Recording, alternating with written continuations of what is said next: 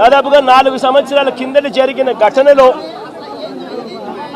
ఈ రోజు topic divert చేసేందుకు 4వ తారీఖు రాత్రిన సురేష్ను దళిత ఎంపీని విజయవాడ డిప్యూటీ మేయర్ భర్తను అరెస్ట్ చేస్తారు. నేను అడుగుతా ఉన్నా, సూటిగా నేను ఒక ప్రశ్న అడుగుతా ఉన్నా, ఆ రోజు ఏం జరిగింది? తెలుగుదేశం పార్టీకి సంబంధించిన అఫీషియల్ స్పోక్స్ పర్సన్ పట్టాభి అనే వ్యక్తి ఆ రోజు సిట్టింగ్ ముఖ్యమంత్రిగా ఉన్న అప్పట్లో సిట్టింగ్ ముఖ్యమంత్రిగా ఉన్న వ్యక్తిని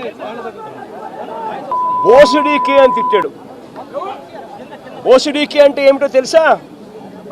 తెలుగుదేశం పార్టీ కార్యాలయంలో తెలుగుదేశం పార్టీ అధికార ప్రతినిధి ముఖ్యమంత్రిని ఆ రోజు అన్న మాట లంజా కొడక అని.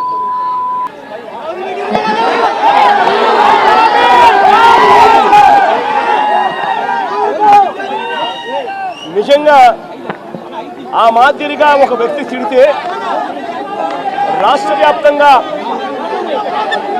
ఆ ముఖ్యమంత్రిని ప్రేమించే వాళ్ళు, వైఎస్ఆర్ కాంగ్రెస్ పార్టీని అభిమానించే వాళ్ళు, రాష్ట్ర వ్యాప్తంగా ఉన్న వాళ్ళందరికీ కూడా కడుపు మండదా? ఎవరైనా చెబితేనే వాళ్ళు వచ్చి చేస్తారా? కడుపు మండిన వాళ్ళు, ఈ అన్యాయాన్ని చూడాలనుకునే వాళ్ళు, చూడకూడదు అని అనుకునే వాళ్ళు ధర్నా చేయడానికి వచ్చిన వాళ్ళ మీద దాడి చేయడానికి కూడా ప్రయత్నం చేశారు. ఆ దాడి జరిగిన పరిస్థితుల్లో, ఆ తోపులాటలో, ఆ తొక్కిసలాటలో తెలుగుదేశం పార్టీ ఆఫీసు మీద కొద్దో గొప్ప రాళ్ళు పడిండొచ్చు. నేను అడుగుతా ఉన్నా, ఆ జరిగిన ఘటనను ముఖ్యమంత్రిగా నన్ను అన్నా కూడా నేను చంద్రబాబు నాయుడు గారి మీద కక్ష సాధింపు చర్యతో వ్యవహరించాల.